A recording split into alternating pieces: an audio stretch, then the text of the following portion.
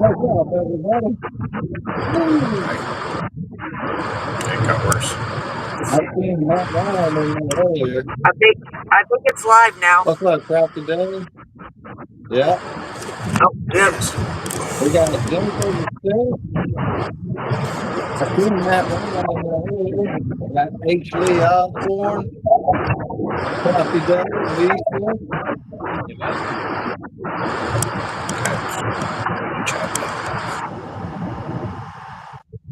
Give people time to get in here. Yep.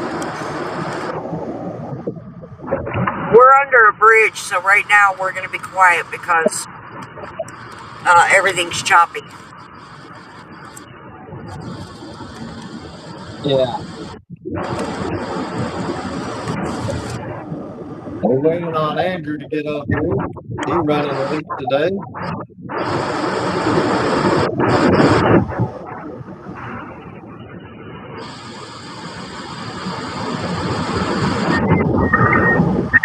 Oh my gosh, they have a dad joke on the highway sign.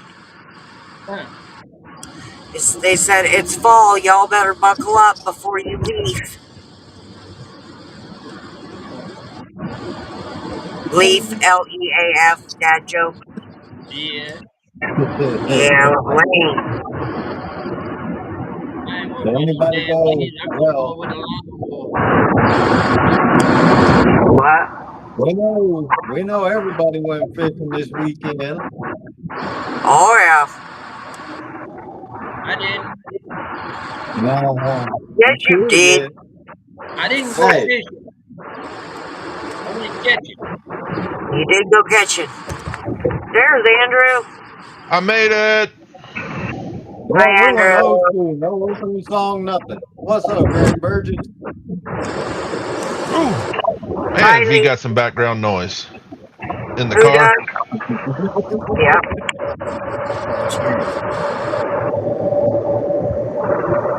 Ooh, Lord, V. Oh my God. We're in a tunnel. Yeah, you in something. Now we're out. What's up, Dave? They ask you how the rod felt. You did. It felt pretty awesome. It holds up well. It did not break, not one time. And I'm going to tell you. Not breaking's always a good sign. Yeah. It got a lot of practice. It got a lot. They got a lot of practice. That's only like. So you have like the fourth biggest fish to get caught on one. Awesome. I think. That's cool. The big fish are starting to add up on it now, losing track. That's good though. But I did learn something about bumping. What's that? Okay, everybody's always like, the bite is just this, and I'm like, okay. So I'm going to tell you. First, I have to tell you how this worked. Because you can only, of course, fish with one rod when you're bumping. I don't know. Ask Randy. But yeah, right. Well, Chris and I had our bumping rod. We were bumping, but they wanted more rod in the water. So they bumped. Ray and Melissa and Donnie bumped as well. So if anybody got a hit, they would pass the fish off to us. And by us, I mean me. Right. And they would pass it to me with the bail open and everything. So as soon as I grab it, let me tell you what the greatest thing about bumping is.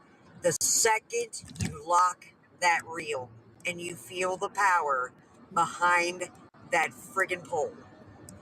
Yeah. Oh my gosh.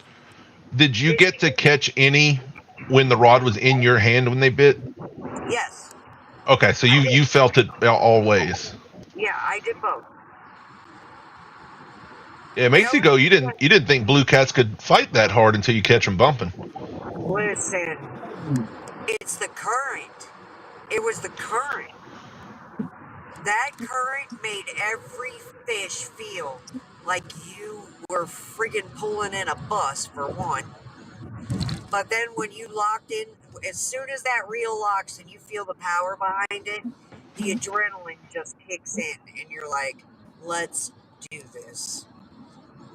Yeah. I love that. I'm just going to be honest.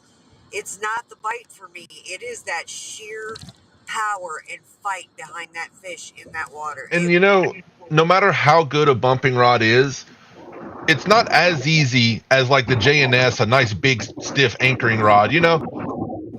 So you really get to feel that fish fighting them on a bumping rod. You work, I have blisters. You have to work the crap out of that. Oh yeah. It's insane. But bumping, yeah, no, you can keep the bite part. To me, it's, that's cool. That fight is just an adrenaline like no other. I like fighting that. Look, Darren. I like the fact that How deep a water were you in? at that time we weren't in deep water. Yeah, we didn't fish anything more than 20, 25 feet. Yeah. Oh God, so they were okay. they were extremely lively for that fight. It was insane. So just keep in mind, you said it was a lot of current. When you come down here, you're going to be in 60 plus feet of water and 4.5, 5 mile an hour current. I know how to do that now. I flat out know how to do that now.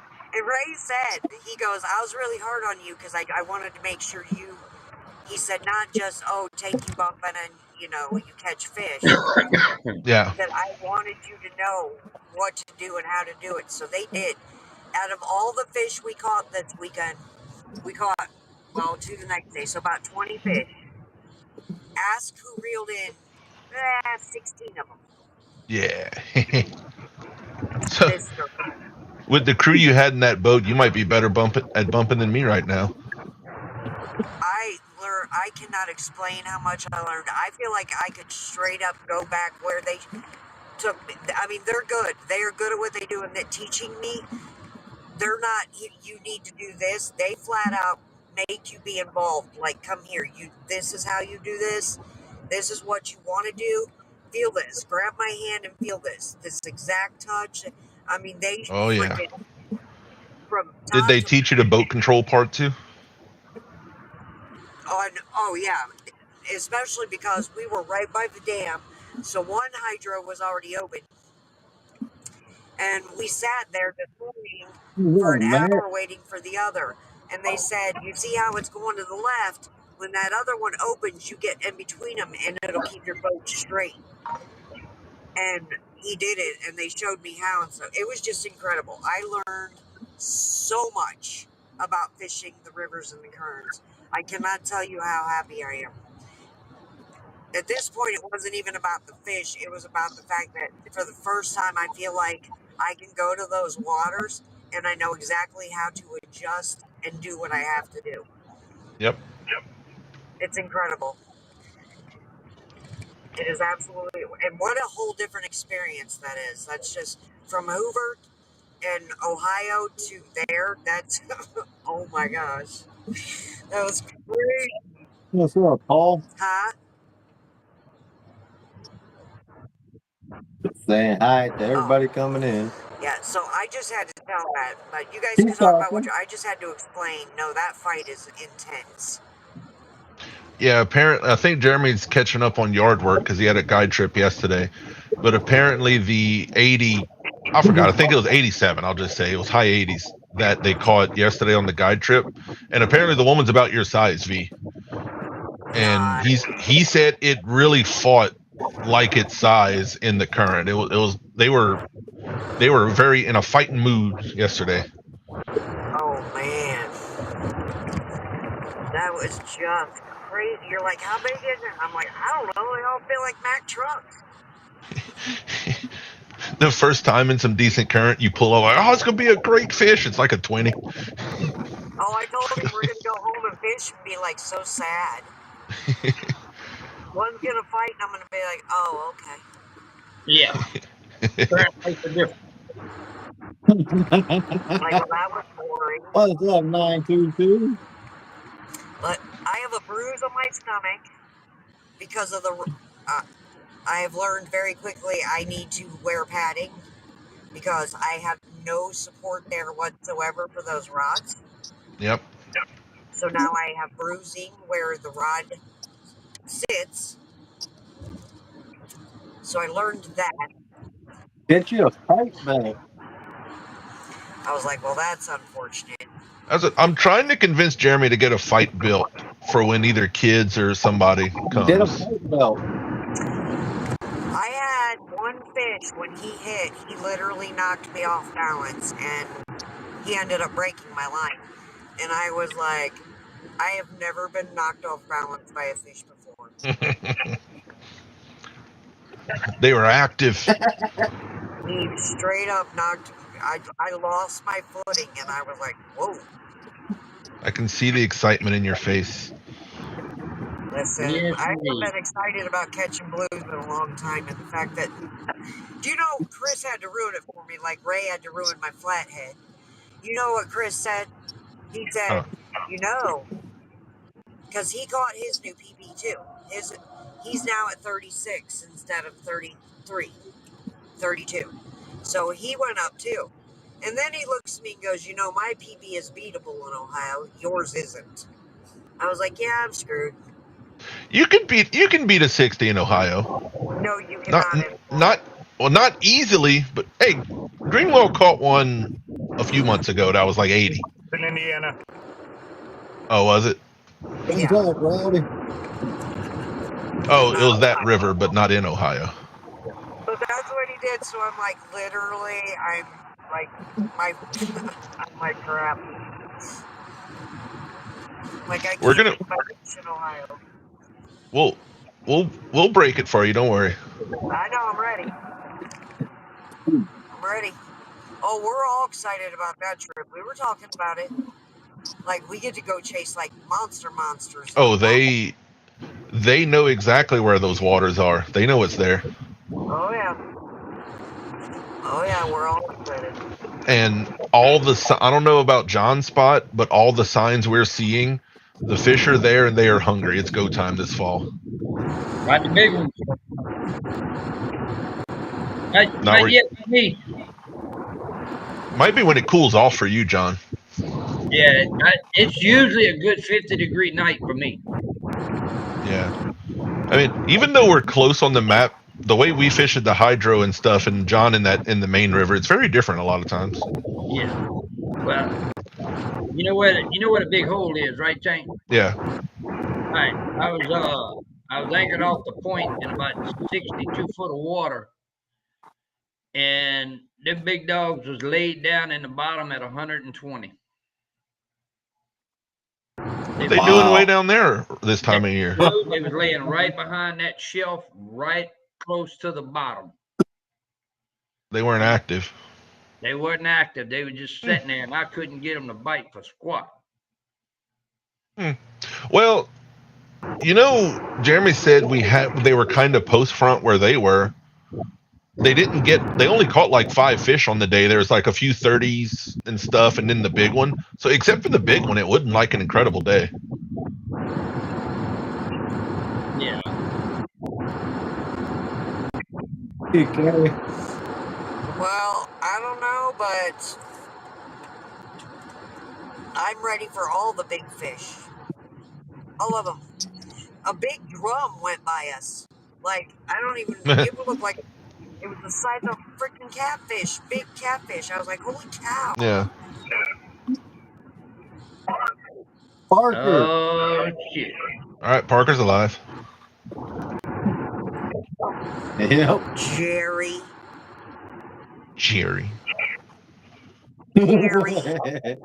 What's up? Oh wait, Dustin? hold on. He said it. I have to show it. Wait, where is it? There it is. Got you, Dustin. There is very, very few open weekends between now and Christmas. If you want to come during the fall, there ain't a lot left.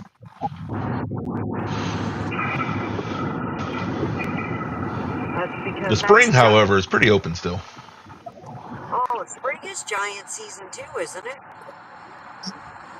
We stay in giant season up until next spawn.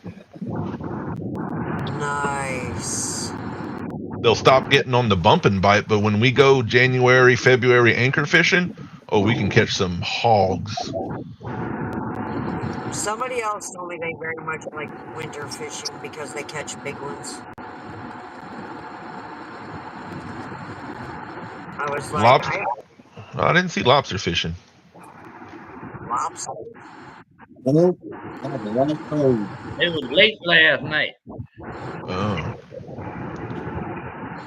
Matt, I'm not home, so I've been out fishing a different body of water this weekend. So I did not get to watch anyone. I had no signal half the time. Oh yeah, the thumbnail I used for the show was the 87 on from the guide trip. That Nice. I do have at some point. Jeremy sent me the video that he took of her fighting the fish. I was gonna show it for everybody when we get to that point. Yeah.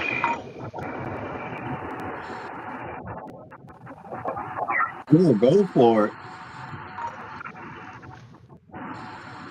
123. That's how big that fish was, Jerry. Say what? At the Bugs. I'm not sure what tournament. Bugs something tournament. Somebody Biggest caught fish was 3-pound fish? 123. Yeah. Oh, Bugs Island, Santee Cooper, possibly. Yeah. I mean, I'll be honest. I don't think that's an RCT fish, but when it's a fish that big, I don't mind it. I think it's huge. What is it? 123-pound blue I'm gonna have to look when I get home. I can't at a see. tournament. Wow. Is that a record? I have no idea. No. That's not a record? No, What because I state? think the record out of that I think the world record was caught in Bugs Island, wasn't it? Oh. Bill Sutton on his birthday. Okay, that's pretty cool.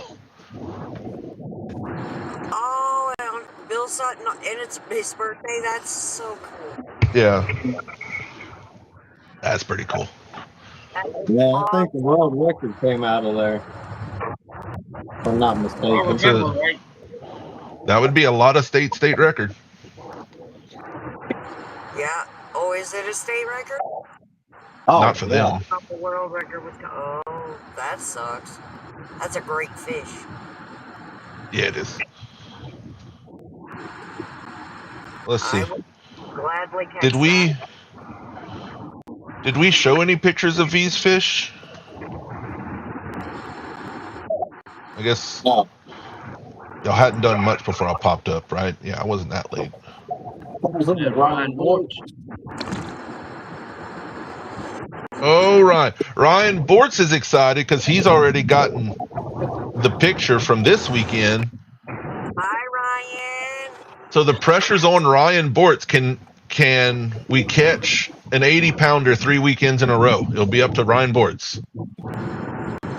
You can do it. Thank you, James. Lindsay can. I don't know about Ryan. Wait, is Lindsay coming? Date's the first member of my channel. I've actually got something to do. I won't actually get to fish with Ryan, so I'm really sad about it. But I'm going to do something that's fun, so it's okay. I won't get to fish for the next 2 weeks. Where are you going? Turn around. Oh, God. Yeah. It's on your birthday? Yeah. Wow. That's messed up, man. It'll be Yeah. all right. Well, And there's so many fish pictures from this weekend. I'm trying to go through them.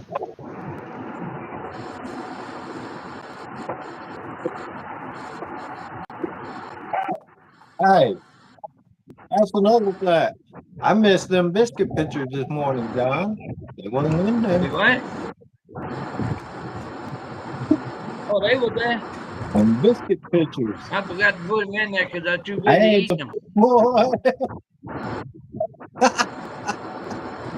Oh, if she black, Trying to- I'll send them Oh, to I you. figured they were made this Sunday. Nah. Man, it was nice and cool out. I got the grass cut. I wasn't sweating. And by the time I got done with that, the biscuits were done. I said, you know what? I'm about to eat these damn things. Right? B, I'm gonna mute you. Wave at me if you need to talk. What's the oh, it must have it got louder at V. I was starting to lose my mind a little bit. Trying to find the picture. There's a good picture. Here we go. Let's see. Can I make it bigger? Oh, what the hell? How's that look, John? That's a good one. Look how happy everybody is, except Ray. Ray's trying to be all serious. Oh no, Dick, I ain't missed the biscuits. I just didn't send a picture. Why does V holding a 60? That fish looks gigantic. Yeah. Yep. Well, look at her holding her 65 flat. Oh, dude, it's such a good picture of her holding that flat. Just watching her laughing at us. No, I won't, Parker. What the hell, Parker? Let's see. I think that's a pretty good looking fish. I'm guessing this is Chris's new PB. She said it was 36. That looks almost looks bigger than 36. God dog. It's not fat though. It's a lean fish. Those are some river looking fish. Yeah, they look like ours. Yeah, that's They're current. you see next to his arm, you see like muscle striations. They're so strong. Hey, I agree, Parker. The one with V holding that fish and everybody in it, that should. Yep. What are you saying, Lance? Parker said that picture should be framed. Very cool. The one where V's holding that 60 and everybody's in the picture. That is a really good picture. Yeah. Let's see. I can't just go through the pro staff chat and show all the pictures of the weekend because it's like fish picture, not safe for public. So I can't just go strolling through them. It's not safe. There's a lot of not safe for public. See, y'all, look how comfortable I am. Look. Look how comfortable. John can go out there, take a nap, and slay that size fish, catch like 100 of them all day. Boy, You know, he was comfortable on the boat, on the pontoon. He got his shoes, his boots off, and everything. I know he's in his socks. Well, yeah. Yeah. And I don't know how many other fish pictures you sent from the day. Quite a few. You were tearing them up. What's up, Jeremy? I didn't send them all, though. Jeremy, if you want to, you can come up and talk about the weekend. I don't know what you're actually doing.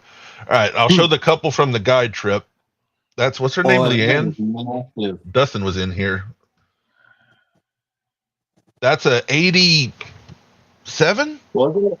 Yeah, it was high 80s. I keep losing track at this point. Yeah, and she's about the size of V apparently, like 5 foot. And that's I think that's the rod behind her it was caught on. The Ancient Mariner bumping rod, Ocean Tycoon. Let's see. Oh, V, I can't see you right now, but you notice we are using that sling you and Chris gave us heavily. That thing is awesome. That was their nephew. He caught some fish. The husband caught some fish. Oh, crap. It was like a family affair. Where'd those pictures go? Bloop, bloop. There it is.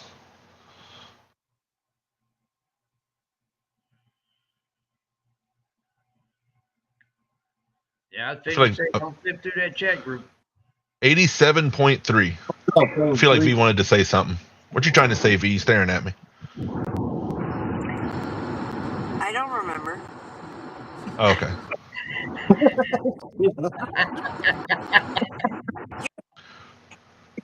Oh, I muted her too soon.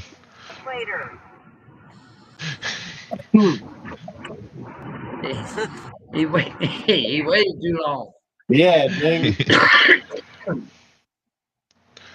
Yeah, no, Yeah, I buddy. am not, because there is a picture. I guess the pro staff will know. There's a picture of Hank Hill that came up when I was scrolling looking for it. So I was like, no, I am not scrolling.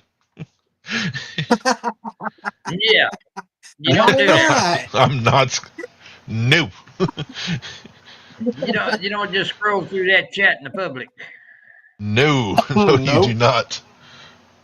There's no telling what you're gonna see. Actually, I just realized Exactly. something. Where's Joshua been lately? I just see he changed his profile picture earlier. I don't know if I've seen him in chat in a minute. Jeremy's busy in the kitchen. Hot dog. Joshua Perham. Oh, yeah. I ain't seen him in a while. I haven't. V Hey, wants to say something. Hey, V. hey, look, just on another note, to let everybody know, being Lance ain't gonna say shit about it. You know he's been monetized, and you can super chat to him now. He's not gonna say nothing. He's too modest. There, Lance, I got it out of the way for you. Oh, so you can do Yeah. what's it called? Super chats? Yep. Where are you trying to say, V? Remember, people. Hey guys. Yes. You know what hoodie I wore on the boat this morning with Ray and Donnie and Melissa? Huh. You, my friend, should have been swallowed. Oh. Yeah. She was talking about me. She was talking about me. Wow. Hey, All right, let's mute. We'll mute V again. Well, Hey, Jody. thanks. Like, yep. She's excited that she got muted. Apparently, old boy Creech was having some fun this weekend. you see that, huh? Yeah. What the hell is all that he got up there? I don't. What is I that, see. Lance? That's some saltwater stuff. I don't know what that is. I don't either. Oh, no. It looked like tuna. I thought he was going Lance, bluefin. He's going bluefin fishing. He's going for some bluefin this weekend. Where Matt this Ryan week, at? whatever. those look like some. Oh, Lance, look at it. What? Look at it. You got $5. You actually got like $3, and YouTube got like $2. Right? That's why when you ever notice when everybody's doing donations and stuff, it's like no, go straight to Cash Apps when it's a donation thing.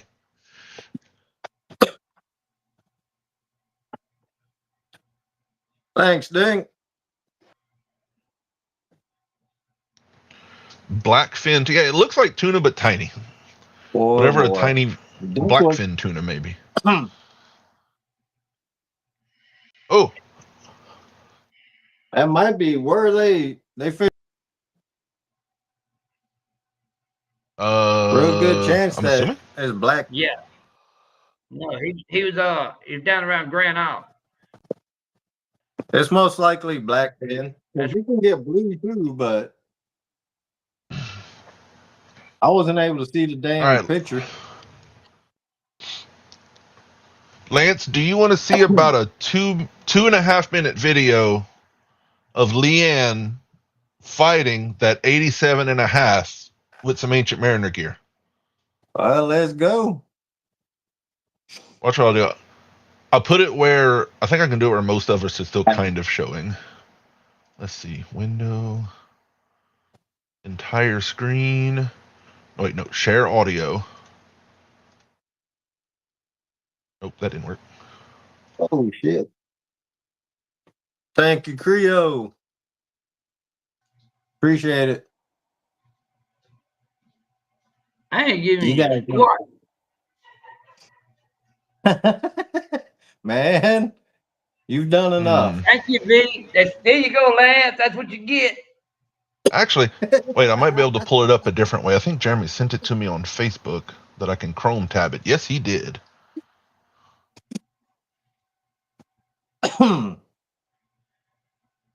There we go. I'm trying to get away where you get sound. Chrome tab. There we go. How's that look? Better than me Can you- being full string. Well, maybe not pick him up. You can hear things? Yeah. Yeah. So that's... Oh! Jeremy sent you 1999. It's a big fish. Yeah. That's what I was telling them. Thank you Believe. for. Well, well, what I did, I had the trolling motor off. Yeah, so the So fish is I'm already straightening hooked, the boat back and out. this is just mid-fight. Trolling motor. Well, then pull that anchor up.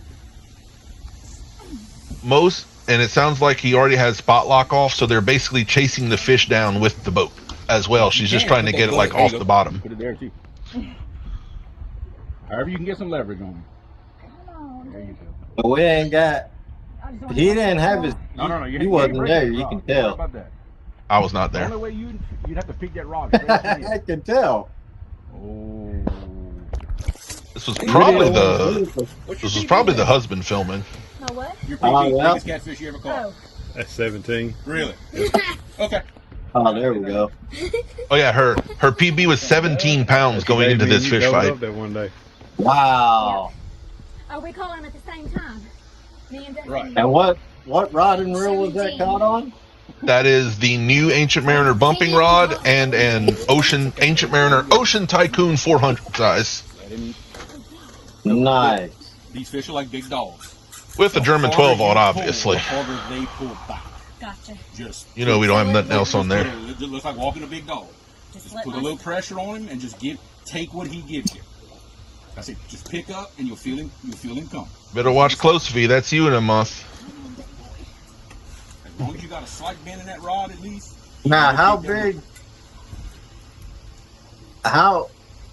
She don't look that. That He said big. she's She like looks 5 foot like- nothing. I don't want to make you nervous. Yeah. Pressure. Yeah, no, she's like Look, pick it V size. with the rod. That's what you try to Oh, do. Knew I wow. should have left. And reel down. Knew I should have left y'all at home. That's why if you notice the butt of the rod is just like way too long for her. She has trouble getting comfortable with it. Now, I put Yeah. the butt right here. Okay. Now, just for a second, Jeremy grabbed it here. So if you want to, Big. you notice how it's pulling drag from Jeremy's hand. He just gave her a break for a second. Don't do that. I'll give you a break. That's tiring. Yes. All right, I'll back it up. Listen for the drag. Butt right here. Okay. Pick. Gotcha. He's big. Unless he's Boy, pulling you back. can tell she's excited too. I'll give you a break. That's Alright. tiring. Yes. Man, I done put some hurt on his hip. That was and that was just like Jeremy's in chat. Maybe half the fight. Like that was actually legitimate, took a lot of time fighting. You trying to say something, Thank V? you, Jody. What's up, V? I said, I bet. Much appreciated, Jody. That looks familiar, pulling in big fish on a bumping rod. Yes.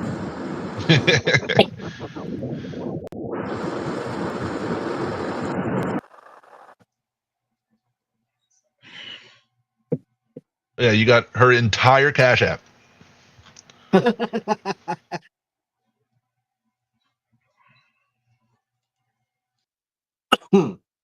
Yeah, he said that was the That's awesome, man. hardest fighting fish I think he's seen since that 72 we always tell y'all about. Oh, that was maybe a quarter of the fight. Wow. I think he sent me another video somewhere, but I don't want to spend the whole time just showing videos. You just trying to dig it up. That You can't German find it. did. Parker said it. He did do some good job coaching her. See, Lance, you're used to those. I'm trying to convince Jeremy to get a weight belt to help with that kind of situation. The problem is the butt of the rod was so long, a regular one would have put it out of position far. Yeah. So you'd have to get the one with like the little pipe on it. Oh, Now, what's up, V? I'm gonna the bottom of that rod. Yes, for someone who is a midget, it's hard. Yeah. now see what I would do, what I learned when I was a kid, when you're fighting a big fish like that and the rod's the butt of the rod's long, throw it under your arm. That's what I was thinking, because that's what I do with that slow pitch rod. Yeah, you put I was it under wondering your how that arm, would do.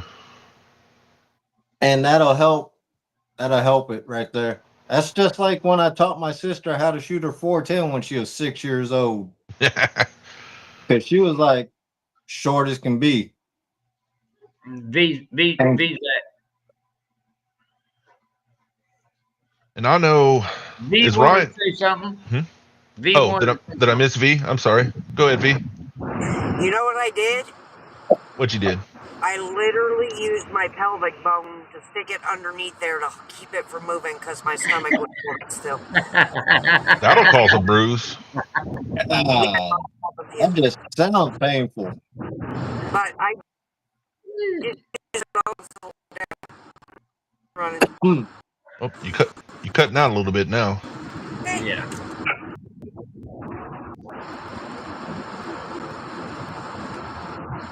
Is it now? Yeah. Yeah, go ahead. Did you? Oh, I was done. But I just was telling you I put it in Oh, okay. my bones. Probably Yeah. gonna lose y'all. Service gets. Okay. Yeah. Jeremy said she did that the first half of the fight, but she ran out of forearm power, forearm strength.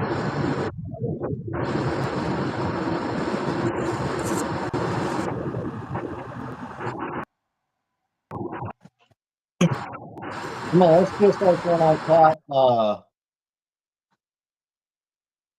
that 30.5 pound king on that 7-foot GX2, man.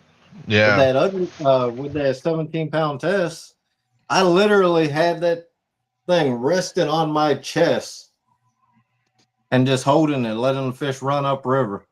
I'm telling you. And V says she ain't got no cushion. I got plenty of cushion. You catch a fish that size, especially on those bumping rods, it hurts. I shoved that sucker in there and eventually it just like yanking up on you. Man, you feel them after a little while. You go back to a big anchoring rod like the J&S Signature and it's like, comfortable.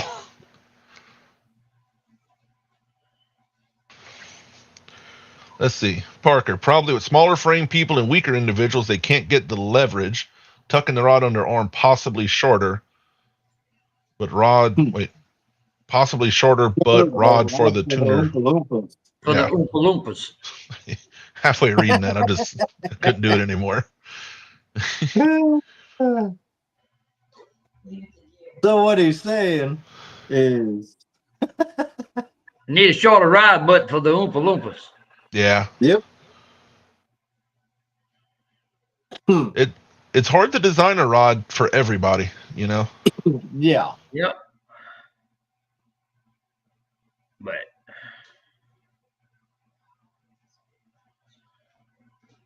wait.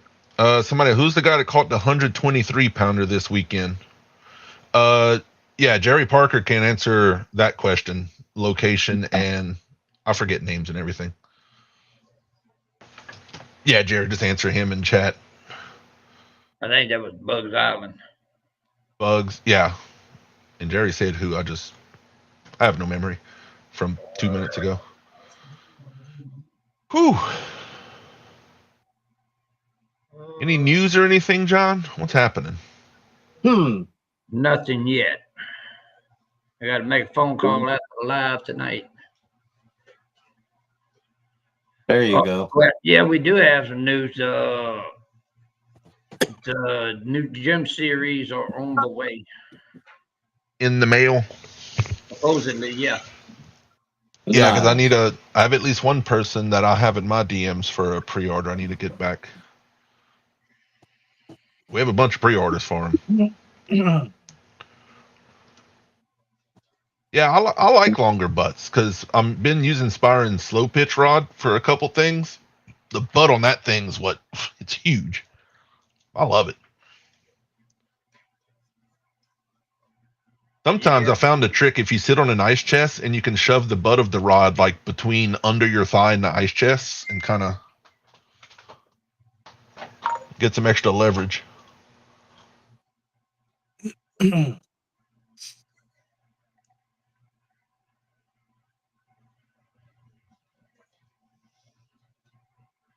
We got you got business cards, John?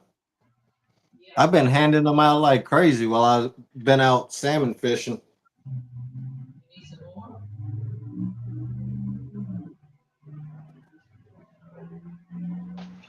I ain't seen you squat.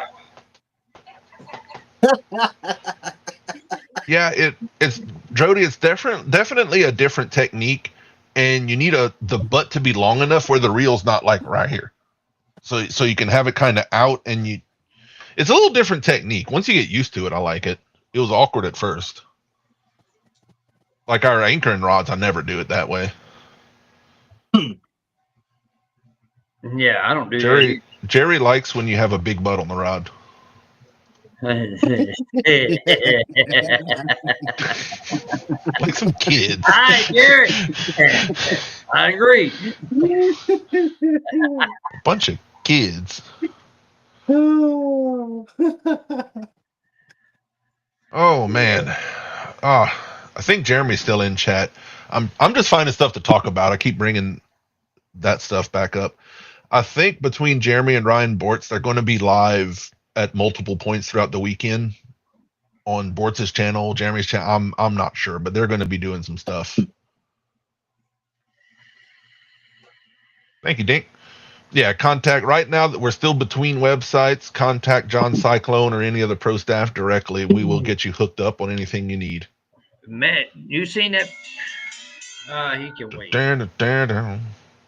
You seen that? You seen that picture I posted of that laptop that he was working on?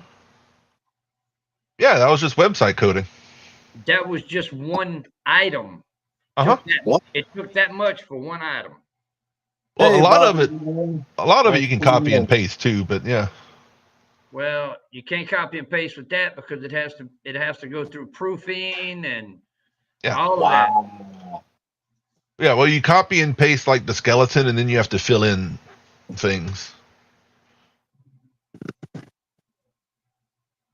Definitely going to be live. Yeah, so I guess between Ryan Bort's channel and Creole Catfishing and no telling what else, check in for some lives this weekend.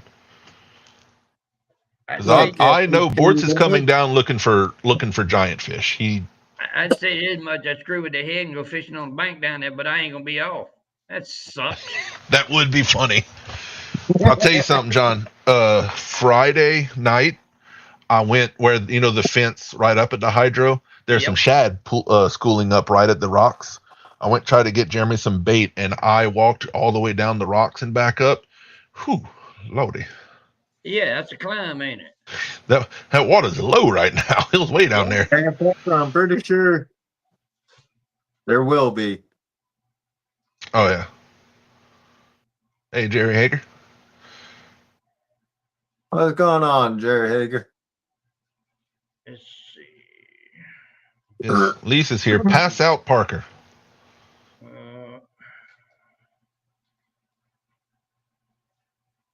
Let's how about we make a safety warning for everybody? Oh wait, hold on. Bortz wants a link. If you have health issues and there's a chance of you passing out while fishing, make sure you're checking in with people and you're taking care of yourself. There ain't no fish. We on a rise, Tank. Again? Yeah. Since when? Since yesterday. So that's why the fish they're being a little funky. It's gonna go. It's 6.9 today. It'll be 7.0 tomorrow. It's gonna hold 7.0 for 2 days, and then it's gonna go 7.1, 7.4. Which scale are you looking at? Baton Rouge? Baton Rouge. Okay. Yeah, damn, 7?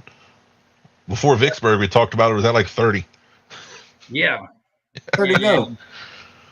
All right, he popped up for a second and went out. The highest we're gonna get Well, is 8.2. Is it going to go back down by the weekend? Oh, not by the. Well, yeah. That'd be Okay. what's up, Ryan? What's up? I don't know if I was in yet or not. Nope, you're in now. 27th.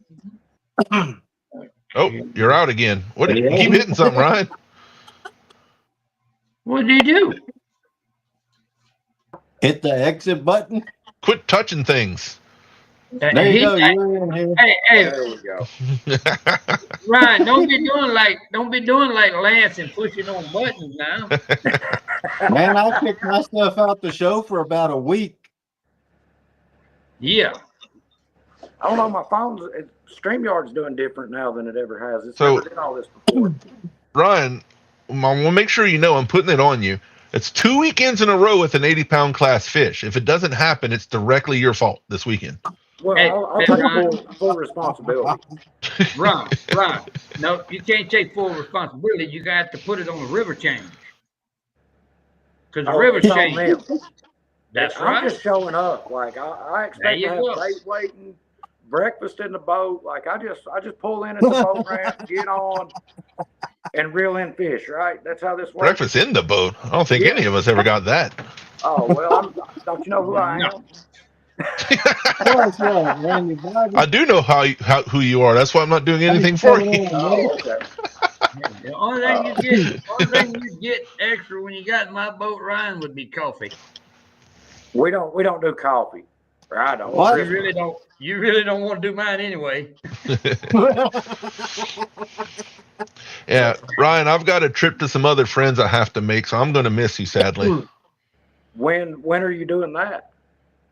I'm leaving Friday afternoon and getting back Sunday night. Oh well, that's no good. See, you're supposed to book around me, man. I know it came up, and that was the only possible weekend, and that's something I can't miss. Are you available during the week at all? Yeah.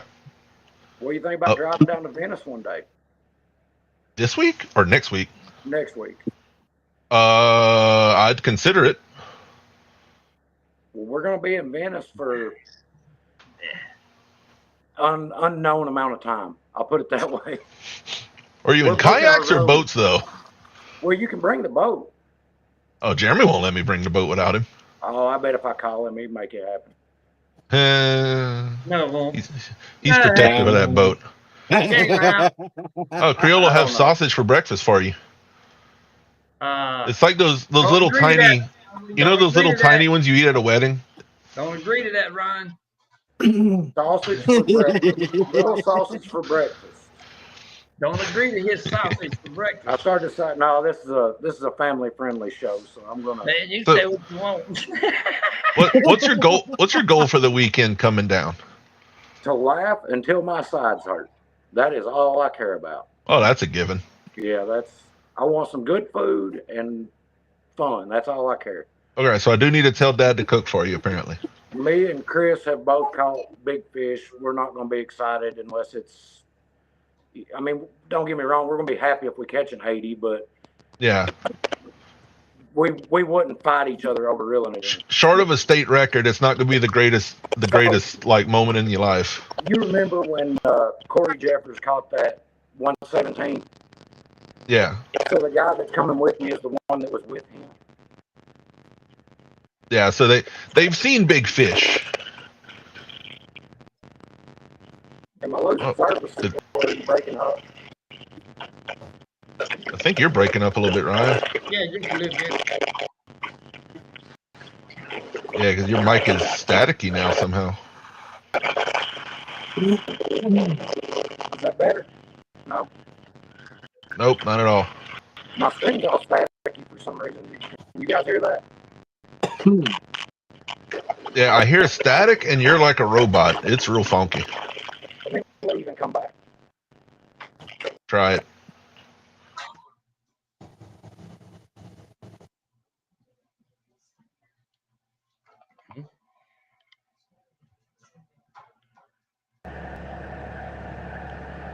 Hello?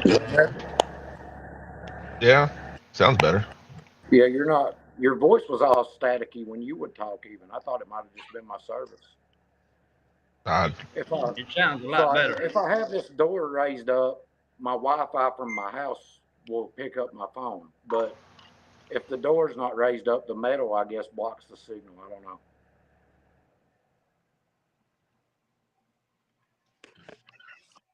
My messy shop, but I sit right in front of my door, and my house is right there. Yeah. So, Yeah. Was that the puppy staring at the house? oh yeah, that's my buddy there. Oh, Where you going, boy?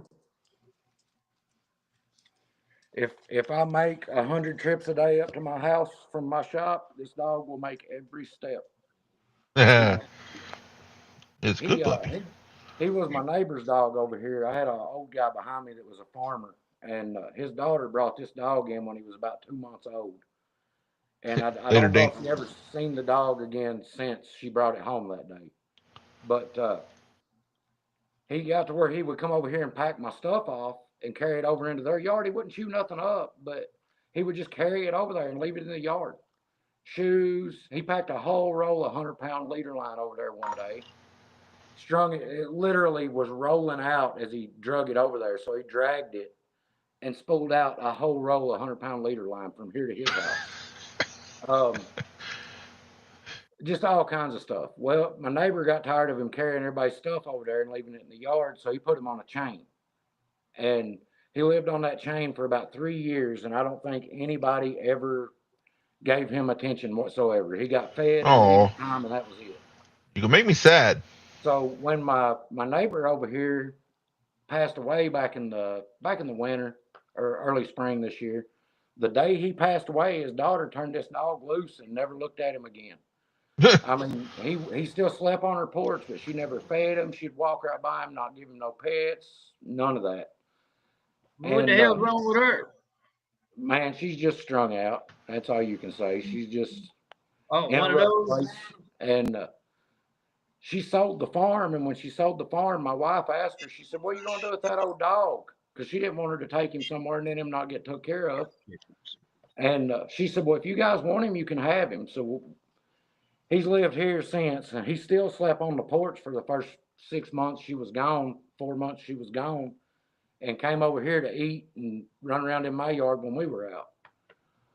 Well, back when it was super hot outside, I would leave down here and walk up there and take me a 15-minute break in the house.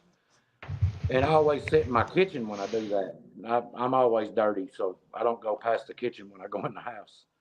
And I felt bad for him laying on the porch, so I started letting him in at the door when I would go take a break. I'd let him lay by my door in my kitchen. And the wife came in one day, and he was laying there, and he stunk. I mean, he's an old farm dog, so he smells like a dog. And she said, you're going to have to bath him if you're going to let him lay in here in my kitchen.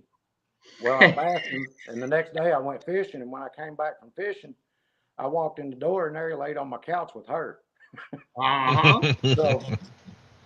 So he lives in the house with me now, and if I go in the house, he goes in the house. If I come outside, he comes outside. But if I make 100 trips a day up to the house from here, he makes 100 trips a day. I mean, that's a buddy. Buddy, this thing, he is almost annoying because he will not let you not pet him if he's here. When he's around, he'll chew on my fingers or anything. Just if I'm standing there talking to somebody, he'll chew on my fingers, whatever he can do, just trying to get your attention. He's trying to get makeup attention. He missed some years. What happened, Lance? Kick yourself out? I think he's got some lab in him, but Looks labs like are real clingy dogs like that. I was thinking of like a lab pit mix, which would explain a lot of clinginess. That's what I think too. If you look at him, I mean, look. That's definitely some pitty eyes. Yeah, and a lab skull. Yeah. Fat. Golly, he's fat now, but he's my buddy. He follows me around everywhere I go. I've not put him in the vehicle yet, but. What's up, John, boys? Put him on the kayak with you. He would be. I'm kind of afraid he'd be a hindrance to driving, to be honest with you, because he thinks he has to be right on you all the time. Hey, either way it goes, he's a good dog, and you taking care of him. And that's But all that matters. you could carry my whole house off. He ain't never seen you in his life, and you could come in here and carry everything I own out the door, and all he'd do is lick you trying to get a pet. But if you come at me and act a little bit of aggression towards you, I mean, if you raise your voice or you start toward me too fast, he's gonna get between us. I've heard him growl one time, and the neighbor's dog over here came running at the fence, and he literally came over and got between me and the fence. So the neighbor's dog, and the neighbor's dog's friendly, I can pet it, but he just didn't like how it come running across the yard, and that's the only time he's ever been aggressive. He's just protecting you, that's all. Yeah. I'm an animal lover, but I've always been against having them in the house. Yeah. I don't know if y'all ever seen it or not. I got a little wiener dog running around here somewhere, and it won't go in the grass if it's foggy out. If the grass is damp, she won't go outside. When you can make him a little seat on the back of the kayak. Well, I'd put him in the kayak. I wouldn't put it over the weight limit. He's got fat on me. He weighs, this dog's over 100 pounds. Yeah, nice. Wow. He's a good size. Yeah, he's a monster. His name's Coda, and I don't know where that came from, and I don't know how she spelled it, but she got him a collar with his name on it, and I spelled it Koda. I don't know what Coda was, or I couldn't decide if it was Coda with a T or a D. I just made it a D. That's how I spell it. Yeah. Sounds good to me. Close enough. The little wiener dog don't like him that much. She's kind of like him. She thinks if you're in the room, you gotta be patting on her. So they're both. She's all right. Very affectionate critters. Yeah. Tank got They're one. jealous. I'll have one on one side and one on the other, and they be trying to push each other out of the way. Same spot as usual. Look, there's Tanks. Yep. Looking for squirrels. I was up at my buddies the other day. Me and Ronnie stopped Size Matters Catfishing. I don't know if y'all ever heard of him. He's in a lot of live chats and stuff. Andrew, Whitehouse. Andrew Whitehouse is his name. Damn, Parker. Yes. Ryan confirmed Yes. he does have a little wiener. People call me all the time, say, "What are you doing?" I just sitting here on the couch rubbing my wiener. Freaking Jerry. That's the good thing about getting that dog. You got unlimited jokes that come with it. Yeah. Yep. But she's a dainty little thing. Franny is. I tell my wife that if she was talking, she'd talk in a French accent. What's up? When you coming in down here? So we're making a pit stop in Alabama Thursday, but we don't know if we're doing that Thursday day or Thursday night. And then if we fish there Thursday night, we'll drive down Friday. If we fish there Thursday day, I don't know if we'll stay there and drive down Friday morning or if we'll just drive on down and get on the boat. What part of Alabama, Ryan? Wilson. Okay. From there to Tank's house can take you about 9 hours. That's Depending on how closer than I thought. I was thinking about 10 or 11. Well, it depends on how you drive. So I've never been straight through up to where they live either. I always went through and come into New Orleans. So this time I'll be coming through and coming in at the upper side. Don't do that. Don't do that. Well, normally I go to Norco or Venice. I've been up where they are. Jeremy sent me to a bait spot, but I went there from Baton Rouge because I was staying in Baton Rouge. Yeah. Yeah, we're living. I probably know where you went for bait. We're like 15, 20 minutes from there. I went to the lock. Yeah, that's real close. That's like 20 minutes. Yeah. Just like if you'd have kept coming up the highway instead of turning off to go towards the locks, you'd have been at our places in like 20 minutes. Yeah, that's what Jeremy said. I was he told me the name of the place. It's 3 something. Does it sound right? Three Rivers? 3 Rivers. Yeah, that's it. Yeah. I put in you know why the sandbar. You know why they call it that? Probably because there's 3 rivers there. I don't know. You're right. What you need to do, Ryan, when you coming from Alabama, Ryan, You need to come around through and come down and cut across through Jackson. I'm thinking that's the way we go when we go to Norco is through Jackson.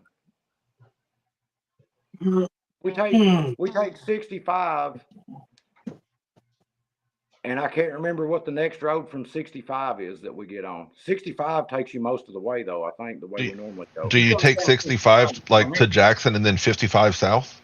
Maybe It that's comes- what it is. Yeah. It changes from 65 to 55. Yeah, it's the same Yeah. road. It just changes numbers, basically. Yeah. If I'm mistaken, 65 keeps going across, going through to Jackson. And Yeah, Jeremy, that's what I figured. I can't see chat. I don't know. Jeremy said he sent you to the mud hole. Yeah. There's not much happening in chat right now. that's the first No. one.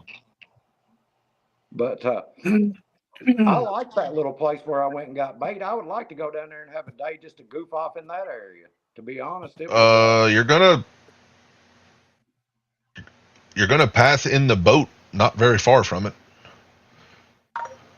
yeah. Because so Jeremy showed me- from Jackson, if you take a certain road, you'll take the road and pass right on the highway by all our fishing spots, like right there. that, Yeah. If you go through Natchez Vidalia. See, I've never been that far north in the state. I don't. Like I said, I just drove he's from coming Baton Rouge across. straight up to you guys and got bait and drove straight back down. Yeah. to Baton Rouge.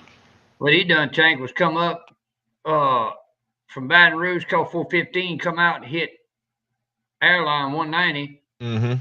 He run up 190 to LA1, made that right off of 190 and went on around through False River and then turned. Yeah, you ain't got to do all that No. to come straight here. You don't need to go as far south as Baton Rouge. Me and Chris are, when we go on a road trip together, we never have a room booked. We never have a plan. We leave the house and have an idea of what we want to do, and that's where it just goes from there.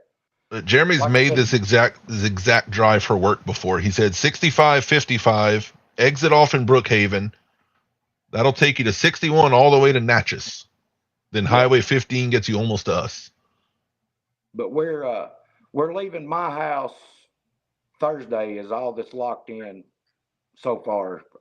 Like I said, I'm gonna call Jeremy tomorrow and get everything figured out and finalized with him and all that, and then we may end up even staying where you guys are and kayak fishing some through the week. We just don't know. Right now, all we know is Thursday at some point we're fishing in Alabama, and Saturday we're fishing with you guys. Yeah, there's a lot of interesting stuff if you wanted to kayak fish for whatever you wanted to try for. There's even, if you wanted to do other like interesting stuff, since the flood just happened, there's a lot of Mississippi flood backwaters that they're cut off now, but it's just like little lakes that were just refilled by the flood. So one of the places I actually wanted to go, if we have an opportunity while we're down there, I saw a bunch of stump fields in the Atchafalaya Basin, and there's a bunch of little small, just like dirt road boat ramps right off the side of I-10 there. Yeah, I don't know how you get to them. You can see them from the highway though. you pretty much turn off the highway and you're on top of them. Yeah, got they're one- like you got under one- the bridges and You all got that. one. But- You got one in Rama that he can jump off of. Oh, I've That probably would put seen him- 30 of them through there. Yeah, there's like 30 what I call a hole in the wall boat ramps. I mean, they're a dirt path in the water. Is what they are. All those are made for 14-foot aluminum John boats is what all of those Yeah. are made for. I figured it was the duck hunters and the Oh, yeah. Cajun guys that all have camps and stuff down in there. But we saw crappie guys when I was down there. I had to go to Lake Charles. My wife's grandma and them live in Lake Charles. Yeah. So we went there and I dropped her off the first time I came down there, and I saw crappie guys on them stump fields. I probably seen 200 crappie boats out there fishing when I came through. There's And everything I out thought- there. That's I thought, about right. man, this has to be just loaded for all these people to be out here crappie fishing. They Right, just that- have to be loaded in here. There's a little bit of everything in that, Ryan. Yeah. no particular Alligator. species, but overall, one of the best fisheries you'll find in the country is just the Atchafalaya Basin.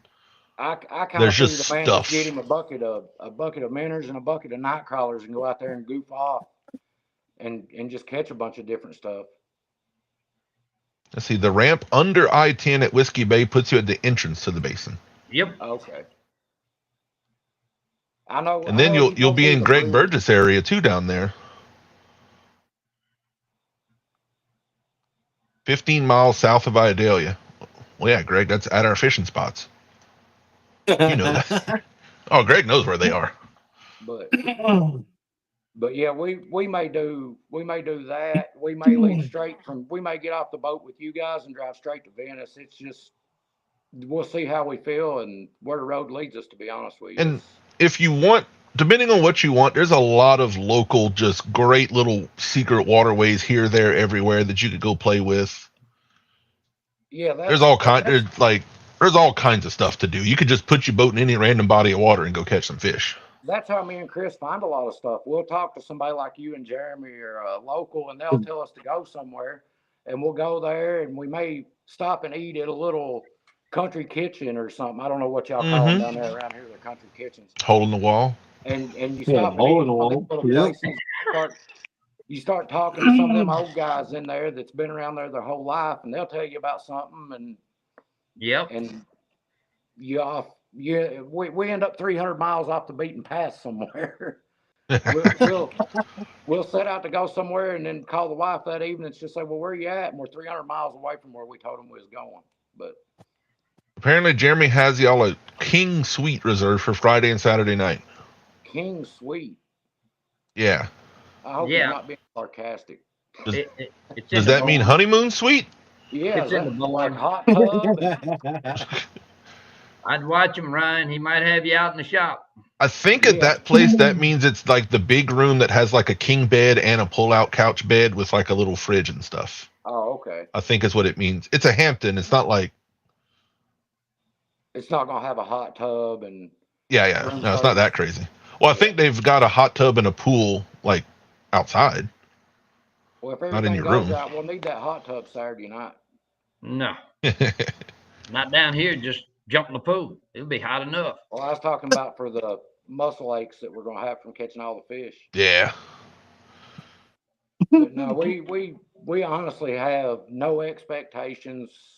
You know what I mean? We just want to go have fun. That's all we're out to do. That's the best way to do it. That's it. We don't get to do trips where we're not focused on a tournament a whole lot.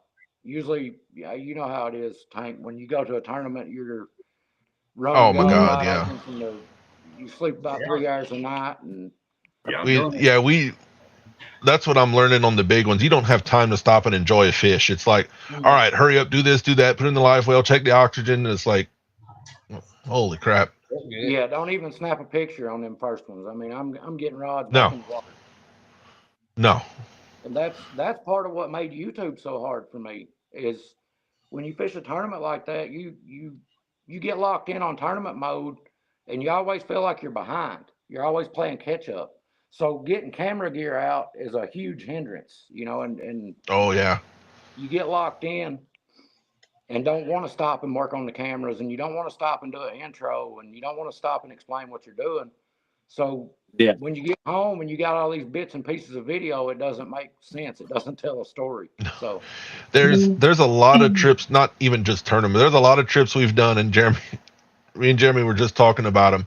We have all kinds of footage, but we have like no intro, no explanation. There's like no amount of editing to make a good video out of it. It's just random fishing shots. Woody sometimes, Woody and Daryl, Woody will do a voiceover on a lot of his stuff. That's what it would take. Hey, Tank. Not my style. I can't. What's up, John? Tell Ryan what my expectations is going into a fishing tournament. What I told y'all. Crap. Wait, which thing? Just fish. That's all. Oh yeah, just fish. Just fish. Just go fish. I don't have that in me for a tournament, but now I'll go out here at the river up here locally somewhere, and I'll sit in a spot for 8 hours and not get a bite if I'm just fishing. You know, I'll get that way. I won't even move. I'm just fishing. I don't care if they bite or not. Oh, that's like John. He goes to his hole. He is capable, if he wanted to go out and chase state records and everything. Like, he knows the spots, he knows everything. John will sit there, and he has one gigantic eddy, and you know the southern part of the river, so you could picture it. One just huge, massive eddy. He stays in that eddy all day long and tears up like the 15 to 30 pounders and takes naps.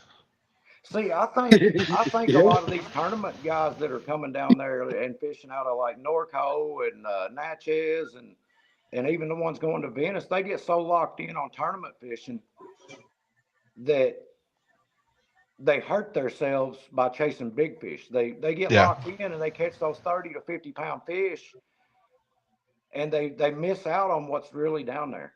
They truly do, because in a tournament, you're not going out there chasing that 100-pounder. You know, you want it, but you're not looking for that. You're putting all your eggs in one basket when you do that. You got 3 30-pounders puts you into money for most tournaments. Yes, well, based on where you're at, but yeah, and yeah. Well, just King Cat just had their deal down there. What was it? The top 3 or 4 were huge. 225 for 2 days and 4 fish. Is that what it was? Something like that. But you know, your average boat was coming in with 40 pounders. So if you know that, you're looking for that 40 to 60 pound fish, because that's going to put you in the money. You know where the fish down there, if you want to get that 30 to 45 range? The corn mills or corn loadouts. Go further south, hit the saltwater line. Oh, down at Venice. Yeah, that's why I like going down there. You hit that saltwater line, then 30s and 40s are just poof, right there. Every time I've been to Venice, we left a day early. Every time we've not been able to stay our full time because we just could not stand to catch any more fish. I mean, Ryan, wasn't it you that called Jeremy one time you went down there and you were sending us some pictures of some sail cats and garfish, and you were like, where's the blues? Like, all right, you went too far into the salt. That was me. That was me and Justin went down there that day. Yeah. Kayak catfish. We were down there that day together. Yeah, come back up a little bit. Well, the exact same spot I went back to. Let's see, that was on a Thursday. We had our tournament on Saturday, and I went back down there on Sunday. And sat in the exact same spot that I was catching the garfish and the sail cats and caught blue cats. Oh yeah, based on tide, wind, the river rising and falling, it can move miles up and down. Once you get down that far south, you've got to start watching the tide and the river, and that tells you which way to go when you put in at the boat ramp. But that place is magic, man. I'm telling you. There's no way there's anything on earth that compares to Venice, Louisiana. You can catch a largemouth bass, a garfish, a shark, and a blue cat within a mile of each other. I mean,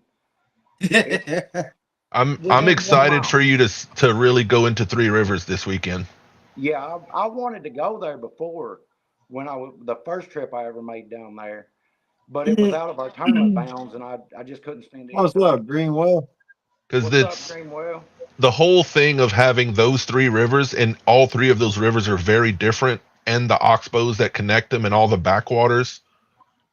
Every species that lives in Louisiana can be caught within a 5-mile radius, 10-mile radius of where you're going to launch that boat this weekend. Yeah, well, you don't get the salt up there, do you? You don't get the saltwater fish, do you? We'll get sometimes of the year bull cats, sail cats. Okay. Believe it or not, I caught a sail cat up here by me. We're taking enough gear that we're planning on trying to catch some redfish one day while we're down there. We kind of figured that'll be a break day, is what we're calling. Apparently, they've been running really hard. I think Greg Burgess has told me that because he lives down there. And a few people have said the Reds are running real hard right now. They said they put it's that time of the year, and they're up in the river now. So yeah. Well, you get you some half blue crabs. Just let it rip. There is there's a seafood place down there in Venice that we found last time I was down there that we're gonna go get some crabs from. So Yeah. Them big bull reds, man, they love that blue crab. they have live tanks at this seafood place. They actually Uh huh. you can get them live. I mean, you can get live Yeah. crabs from them. So Yep. Usually you can get a bunch of big mullet too, just from there. oh, we get those in the cast nets. You go over by them reeds, at grass Mhm. reeds, whatever it is, And it's and full. usually you can get, and they're just loaded in there. Every You want to time have I've been some to fun Venice, and it's get you just some live shrimp and a popping cork. Get about man, that is fun. Trout? so. Yeah. Yeah. That's The another speckled thing trout we're are gonna running do. too. The Yep. trout, we're gonna go try to catch them up by the jumps. If y'all are familiar with Venice, I don't know Venice well.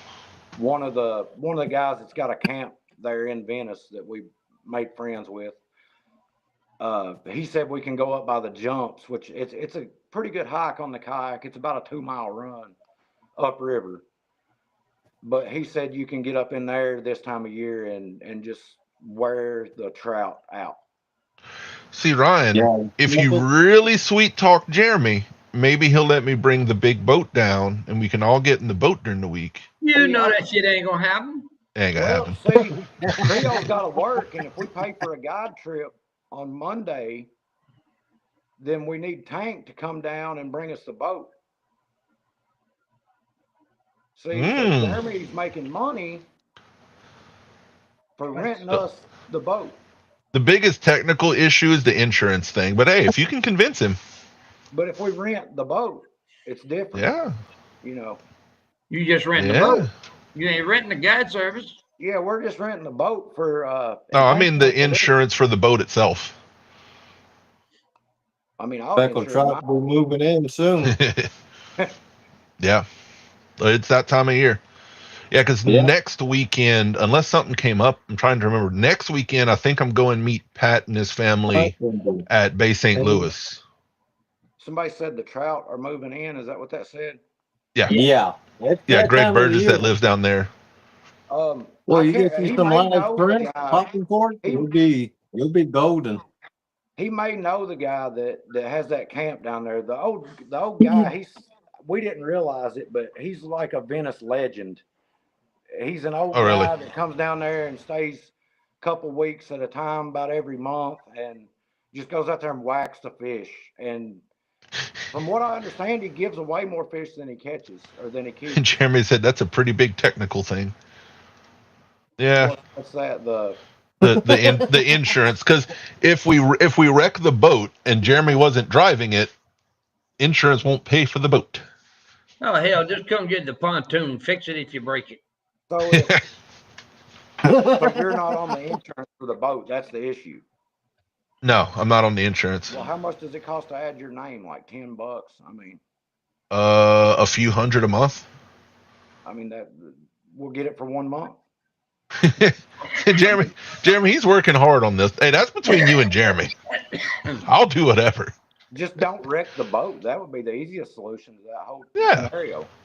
Hell, like I said, just borrow this damn pontoon. One more dent can't hurt the damn thing. Where are you at? Don't tempt me, buddy. He had a damn tree fall on it. And I'd have to pass by John's house to get down there. Hell, I done had trees fall on it a couple times. I got freaking river casino sucked me into the side of the boat when they throttled up, crashed it up that time. That well, actually, they done me that twice at the boat ramp. Yeah. Damn. You know, yeah, that's what Jeremy always says with me borrowing the boat. It's like you break it, you buy it, but I can't afford to rebuy that boat. Well, Chris can. Oh. See? Hey. Yeah. Well, he working hard to get that damn boat down No, there. Chris ain't rich by any means, but he's he definitely don't care to spend money on a fishing trip. I'll put it that way. Hey, when you call Man. Jeremy tomorrow, sweet talk him about the boat during the week. When I go on a fishing trip, I eat gas station pizza, and I've slept many a night in my van at the boat ramp. You know, when I go with Chris, we're getting a room and we're eating twice a day somewhere. He Hey. calls it a decent Oh, meal. hell no. What he calls Coffee a and decent meal nicotine. is That's all I need. a decent meal to Chris, though, is what I consider taking my wife out for date night. You know what I mean? That's what he calls a decent meal. So Yeah, Greg said you won't be disappointed down there. it's Yeah, no, this time of year is a good time to be down there. I've been to Venice one time, and I can't even say I was disappointed with my trip. It would still be up there with any trip I've ever made as far as how many fish we caught. But we actually had to work for them, and so it was the worst trip I've had to Venice. But still, it's on the level of the best trips I've ever had anywhere else. Yeah. We the first day we went out, I think we caught 2 fish, and we was like, And we drove 14 hours for this. It's not just Venice. There's a lot of other bays and areas along the coast up and down there that are the same way. Some people like better. Marina is one of the places we're looking at going. It's just outside Venice. Burris. It's in Burris. That's Burris. Burris. Okay. Yeah. We're gonna go by there and see if they'll let us put in there. It looks like it's like a shrimp boat marina. They kind of all are, one way or another. Yeah.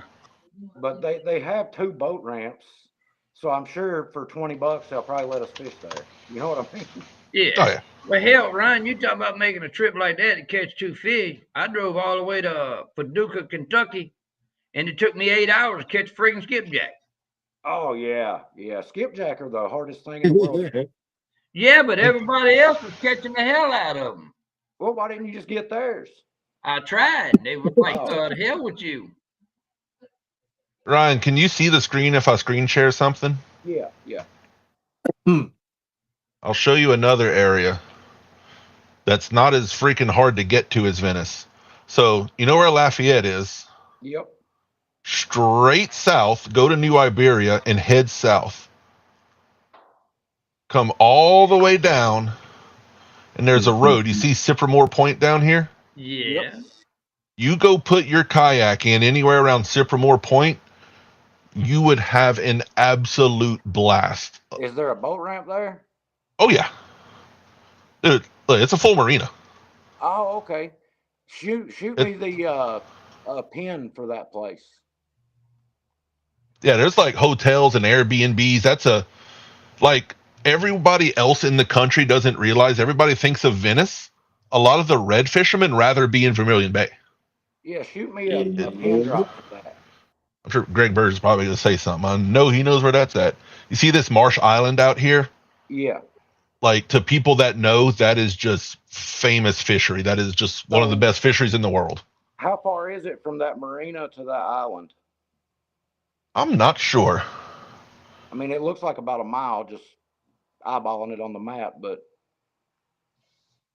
6 miles. oh, that's still not out of the realm of doing. Yeah, you could do like all these places are like marshy spots, like all along the coast, and there's landings all over the place. It's not just at Cypremore.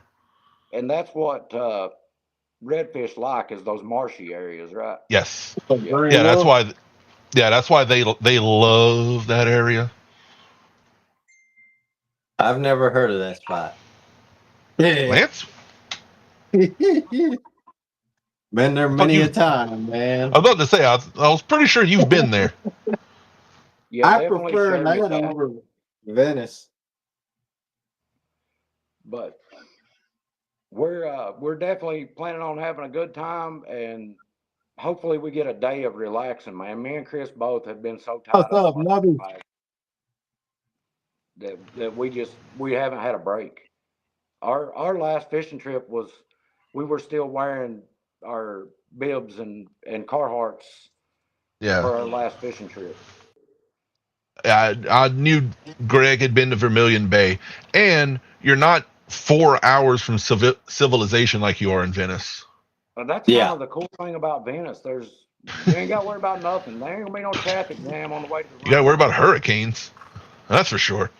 There ain't gonna be no traffic jam on the way to the No. boat ramp. There, No. the only thing there is you better get to the gas station early because they sell out of breakfast really quick. Yep. Yeah. Yeah, The if only you've way been to get breakfast- Venice, the to only get to place Venice, you go to breakfast- New Orleans, you get on a 2-lane highway with Marshall on both sides and drive for about 2.5, 3 hours straight south. Yeah, And I you think wonder, Yep. how far does this go? Drive another hour and then you're in Venice.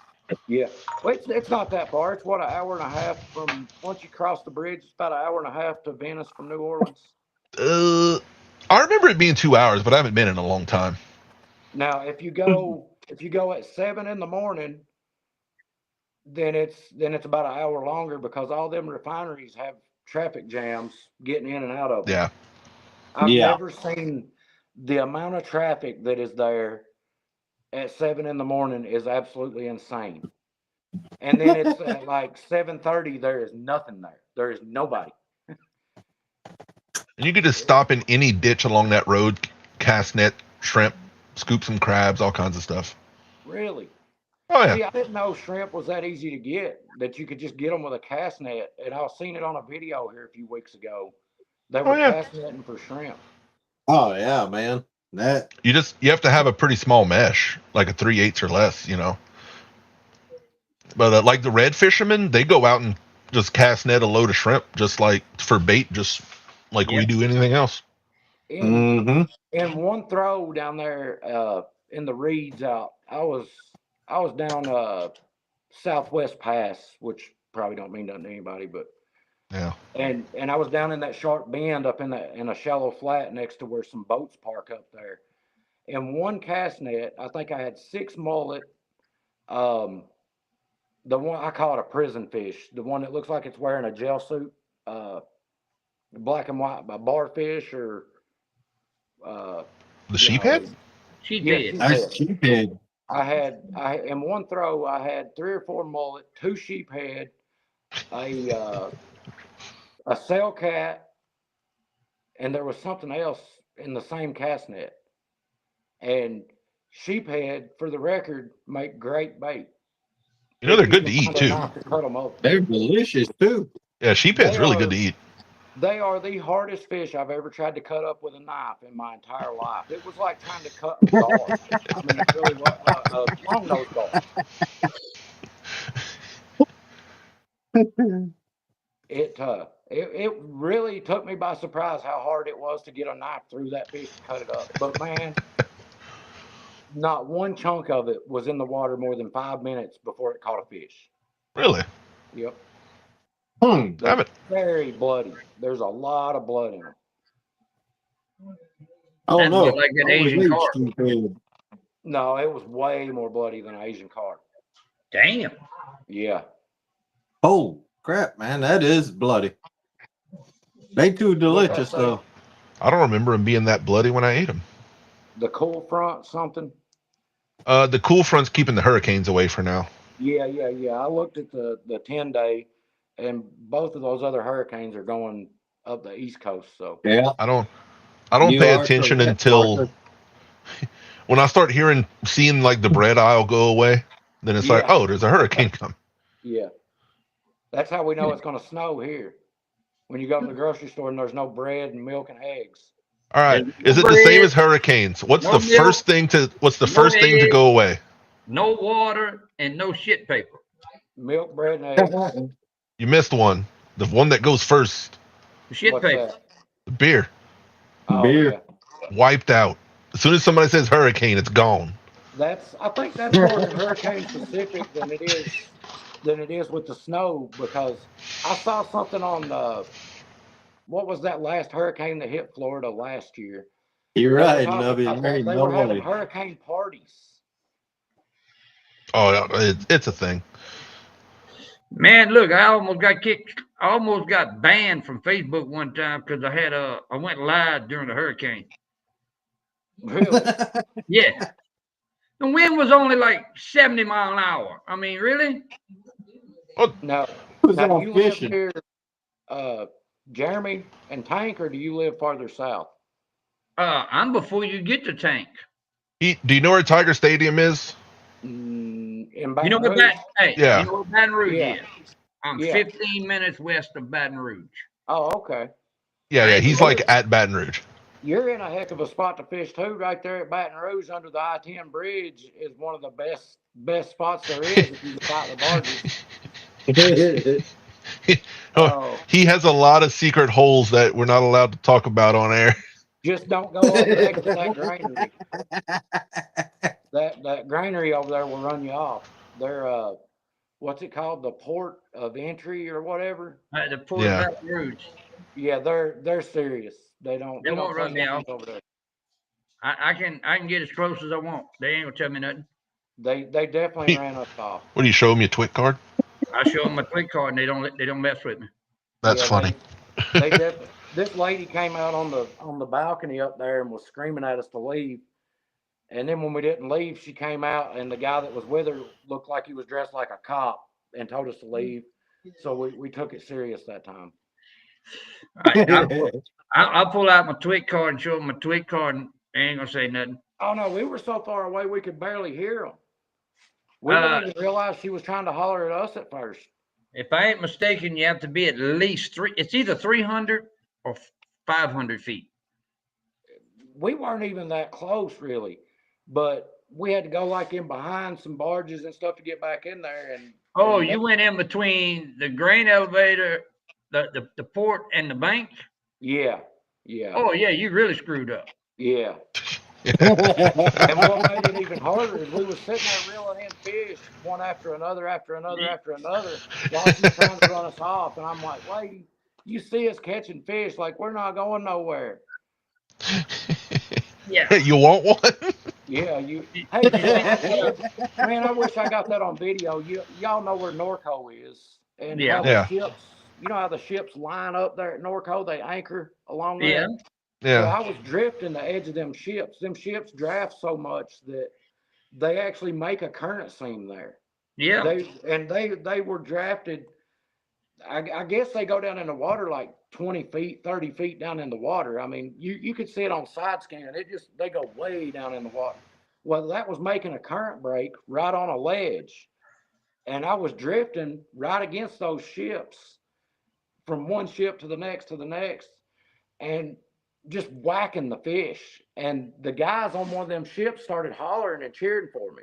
Every time I catch a fish, they'd start hollering. They were up there hanging over the rail.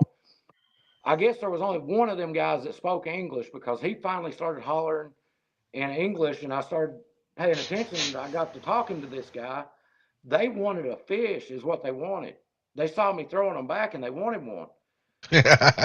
It took me about 15 minutes, but finally I got one and hollered at them. They lowered a bucket with a rope down where the rudder is on that ship, and I went under the back of that ship and put a fish in the bucket. And I didn't. And I'm assuming this was in your kayak. Yeah, and I didn't think about it till they started pulling it up. Once I let go of the bucket, I'm like, that's a 30-pound blue cat over my head. But,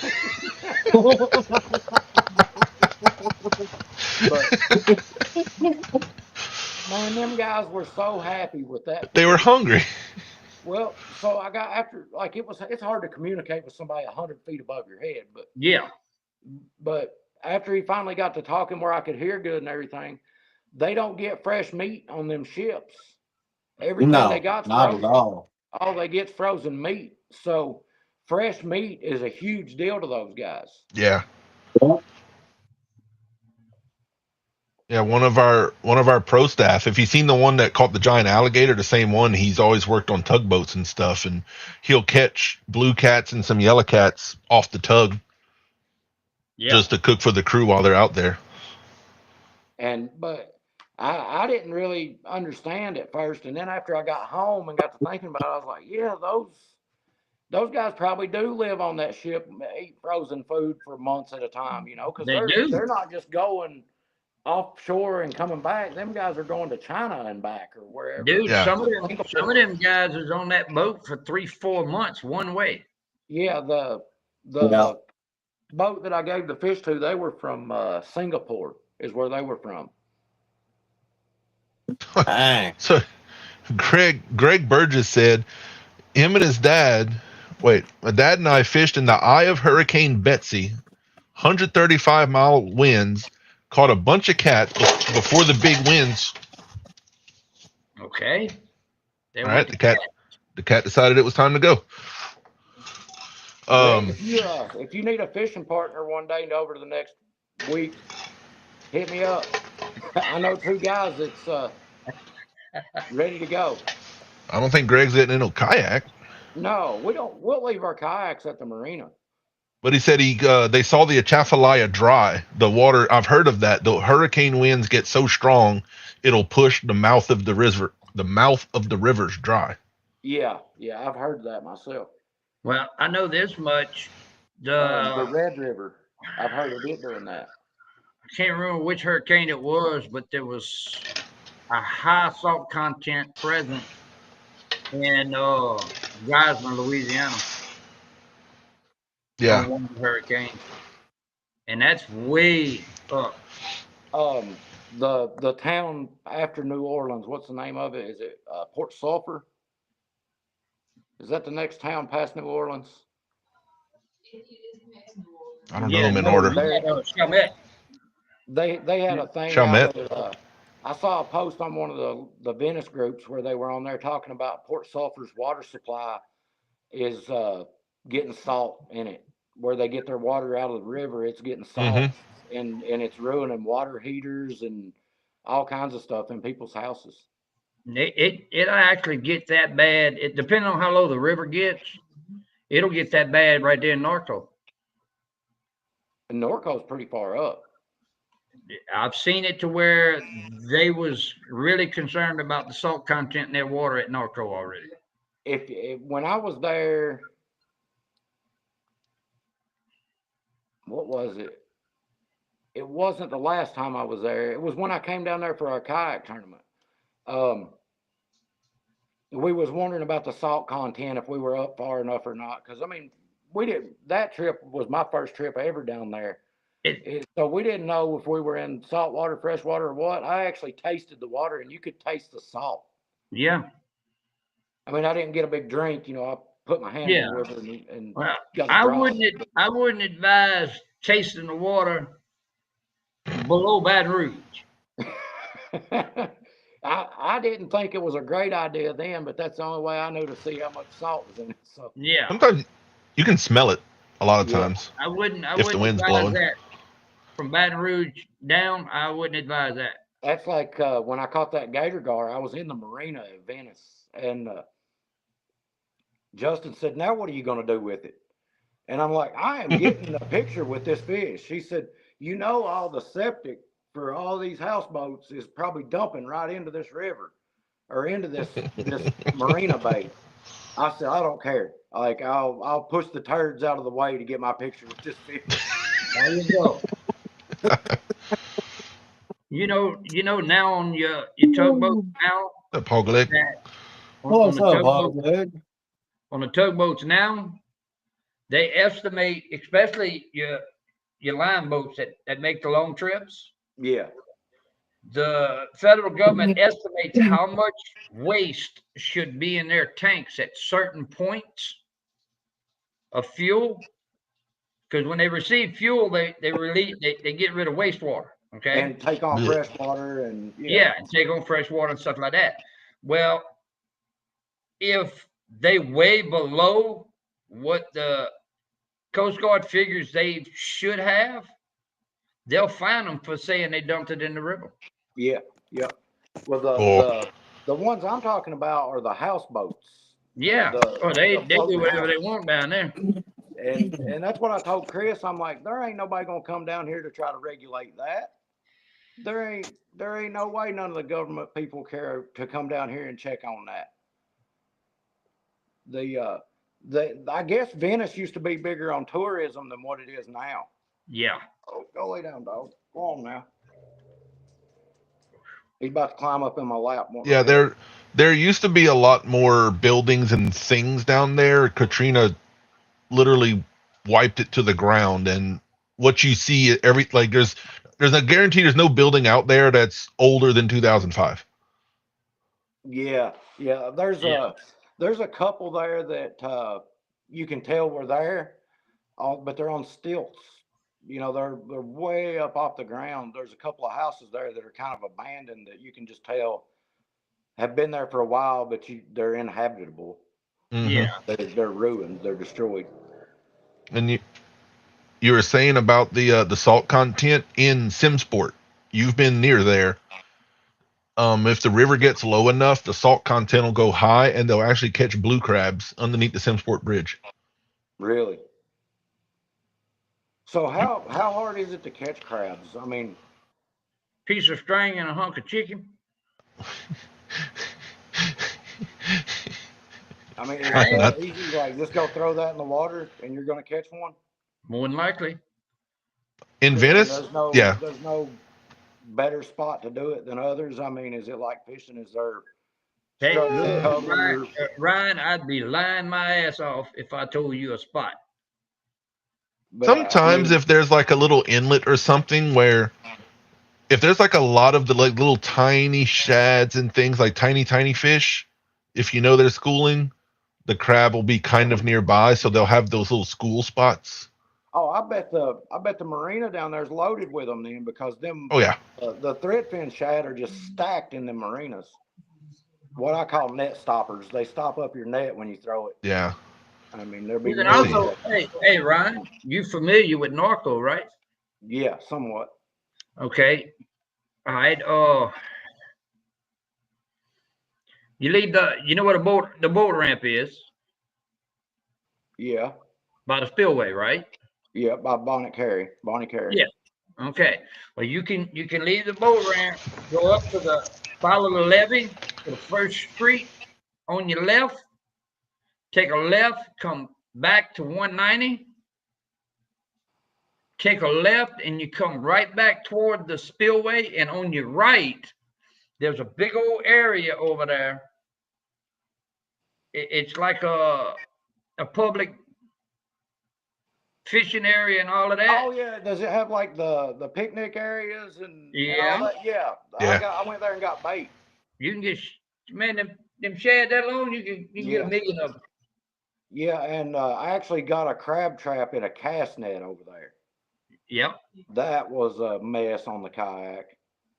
Well, yeah, it should have been. You can get one of those crab traps. It looks like a dock net. It's just round. You set it down with a meat in the middle, and when the crab's in it, you just go floop and you pick them out the water. Well, we were at an academy or something. We went somewhere and was getting sinkers or something we didn't have while we were down there near Baton Rouge, and they had crab traps for sale in there. Yeah. You could buy hoop nets in there. Uh-huh. Like commercial fishing hoop nets. And those poppers Lance was talking about, they'll sell corks and popping corks and all down there. Yeah, those are in every gas station you stop in. They have those and some kind of little grub. You're getting far south when the gas stations start to have those 1.5 foot long tuna trolling baits. Yeah. Actually, I was going to get a couple of them. I'm fixing to redo this whole shop in here inside. Where I'm sitting at, if you see this thing behind me here, I'm going to take that down, and then over to that side of it, I'm going to frame all this back in separately, just for my planer board stuff. I can't live in the wreck that this garage is right now. It's been a long summer out here. I'll put it that way. But I've got to get some organization back. Yeah. It's to the point now it's hindering my production. It's such a mess. Yeah, if you're looking for adventure, I'd recommend that Vermilion Bay area. Yeah, just make sure you send me that in a message there so I can save that. Yeah. How far is that from Venice if I just take a day trip over there? It's straight below Lafayette, so it's like a little west of Venice. But I mean, would it be, if I was in Venice and wanted to take my redfish day, is that like a 4-hour drive or a 3-hour drive? John? I don't know how you go sideways across that. I'm sure it would be 3 You have to hours. go up. Well, You'd have to come back up to the. You have to follow the coast. You have to like go back to New Orleans and then back west. yeah. Depends on how he drives. Slow. Uh, I You're don't doing get like in a hurry John. for nothing. I'd be lying to you if I said it. Because I can make it from Norco to Baton Rouge in about an hour. That's what I started to say, about an hour and 15 minutes. depending Yeah, on but what- I'd be rolling, Ryan. Yeah, Norco's not far at all. I'd be rolling though. See, I stayed in Baton Rouge for 2 nights. You're a brave My man. first trip I came. You're a brave man. I just sent you the link to the state park there. I stayed at a KOA campground down next to where Bass Pro is. I was like 2 minutes up the road from Bass Pro at what I rented was a little cabin. It's basically a shed with 2 beds in it. But You stayed at I Bass. think I got that for $70 a night. I mean, it's gated. Yeah, I think the Bass Pro you stayed at was probably in Denham Springs. It's just south of Baton Rouge. Yeah, It's on the Denham south Springs. side. Yep. He was in Denham Springs. He was on O'Neill Lane. No, Range. There's a Bass Pro. It's a little bitty town. I mean, it's Yeah. But Yeah, I I know consider exactly. that. I consider that still Baton Rouge. You know what I mean? Yeah, it's all the same shit. But I know exactly where you was at because you could leave if you come out of Bass Pro's parking lot. You took a right, went down to the end of the road, made a right, and the KOA was on the left. Yep. And there was a seafood place there. Do not eat at that place. No, they ain't It's no like good. right outside the campground. Yeah, it ain't no good. Yeah, I was sick after I ate it I was sick for about 3 hours. Yeah. Oh, did you see? Randy said, Ryan, those planer boards rock today. Heck yeah, Yeah. Randy. We got load getting ready to go out. Ooh, Lord. That's a lot of Yep. planer boards. That's 110. We still ain't got any new ones since the ones Uncle Lou gave Jeremy. Do you guys use them? Yeah. Oh, well, I'll bring you a set. They're in the. Oh, like, do we use planer boards? Yeah. Hardly. Yeah, I thought one of you guys won them or something. So one of y'all won some and gave them away or something because you didn't use them. We Was that one of we need to kind of learn how go in some of the big oxbows, but we normally are just in current and don't drag. There is a lake down there that I've been wanting to hit. Lost something is the name of it. I can't remember the name of it for nothing. King Cat calls it. That's where King Cat has their tournament. Lost Death something or Lack Death something. You talking about Oh, LaPlace? No, it's crap. I'm gonna look up King Cat tournaments. It's what their thing says, but their tournament weigh-in is in Norco, but their tournament says something else. It's Lac de Alamo. Yeah, how you say No, that? it's not Laplace. It's Lac de Alamo or something. Oh, you're from there and can't say it. It's LaPlace. That's where it's at. No, yeah, but it says something else, like the name of the lake is something. He just said it. Loch Ness something. Okay. LACDESALLEMANDS. Lac de Alamo. And that's the Salmons. The Salmons. Yeah. Okay. Oh yeah. Sometimes things are said Frenchy, sometimes they're not. That's Frenchy. It's the Salmons. We have one of our guys that didn't have the confidence to put his kayak in the river. And I found that place that was in our tournament bounds and sent him there. And he went down there and caught, I don't know how many 30-pound fish that day. And yeah, on the website it says Lac de Alamans and Mississippi River Laplace. Yeah. And see, that is it's a lake is what it is. Yes, the Zalman's Lake. Yeah, Lake the Zalman. The salmon. I think it's actually like a impoundment for flood control or something. Is what it's Possibly. what it's for. It's an Army Corps of Engineers lake. Yeah. But I found it on there and put him in a couple of spots over there. Man, he went out there and just blistered the 30 pounders. And like I said, he's very inexperienced. He was out there dragging 4 rods. You know, he wasn't out there doing what I would have did with a 10 rod spread. And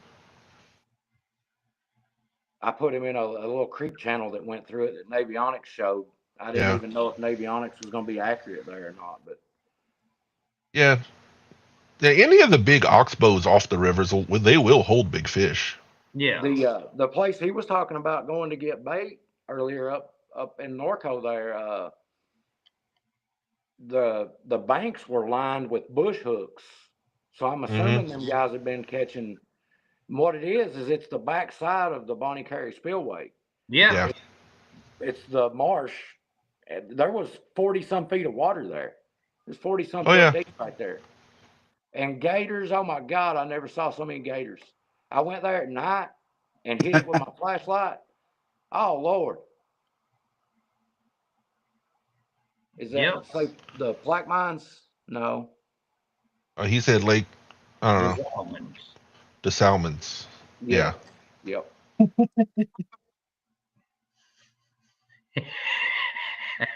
That stuff screw you up, but Tank, you ready to end this? Oh, but I did look up Venice to Homa is 2 hours 20 minutes, so you could be from Venice to Sippermore Point in 3 hours easily. Okay, so that's a good day trip then. Or if you go there first, that's directly below us. You could almost go there first and then over. Well, we may do that. It would be kind of a circle on the way. And that's why we don't book our room until we get where we're going. That is. I've been fishing down there off the bank. This is a state park. They have big piers and bank spots. It's awesome. Now, what about wind? Is that one of them areas that's going to be, if there's a 10-mile-an-hour wind, we're going to have to deal with whitecaps and? In there, not as bad as at the Gulf. See where we were going before at Josh's Marina there. That's you're in the Gulf. I mean, yeah, you put it in the Gulf. That point is in the bay. That's in Vermilion Bay, so you're not in the Gulf. So you have some points that kind of landlock it from the Gulf itself. Yeah, which is what makes the fishing so darn good. And Greg Burgess says it's 20 minutes from his house. So if you need something, or down there, leave our kayaks, and if Mr. Greg wants to go fishing one day, hey, I bet he wouldn't say no. Damn way he can get a boat. We almost took my boat instead of our kayak. How many of you is it? 2 people? Just me and Chris, yeah. Man, 3 of us in Dad's boat would be a lot. Oh, too many. Yeah. So, when I was in high school, actually, I can show it to you. We took this boat, and there would be 5 of us fishing out of it. Well, I count for at least 2 people by myself is the issue. Oh man, it's so dark you can't see. Ryan, have we actually met in person? I don't remember. No, we did at CatCon. We did at CatCon at least. We also met at the gathering. Yeah. Okay. Hey, Randy. Hey. We just about to get off anyway, Randy. Oh, trying to show us something, and Ryan kicked himself off. Wait, there he is. Oh, I'm here. Yeah, it just got dark. No, I was coming in for the after show. It's always better than the regular show. Oh, yeah. Right. I don't have enough light. I don't have a flashlight handy. But I've got a 12-foot aluminum V-bottom boat that when I was in high school, it went everywhere I went. And we used to fish 5 of us out of it every other day. Yeah, but you skinny. Well, I was then. I don't even own a flashlight, I don't guess. Oh, well. All right. Well, where'd John go? He was going to... There we go. All right. Well, we can get out of here now. We're creeping 2 hours. We'll be on my channel in Alabama probably, and then wherever I have service with you guys, I'll be live. So. Jeremy will have service if you need to do it from his phone. What does he got? Yeah. AT&T? Yeah, if you have AT&T, you'll be good at the hydro. Okay. All right. And I'll be Oh, bringing. yeah. Actually, that's something that I'm going to do with you guys while I'm down there. Jeremy's going to try to get me in on the Ancient Mariner reels. Oh. All right. So I'm going to get them because I had some bad experience with them. That's okay. If people want them planer boards, Ryan, how they get in touch with you for them? All right. Yeah, just bcatboards.com. And you can message us through that, or you can message me on my Facebook. The what's it called? The customer service thing at the bottom of the page where it says contact us on BCAT Boards. Yeah, on the business page. That's just BCAT Boards, b-catboards.com, or my personal Facebook page. You can get a hold of me there.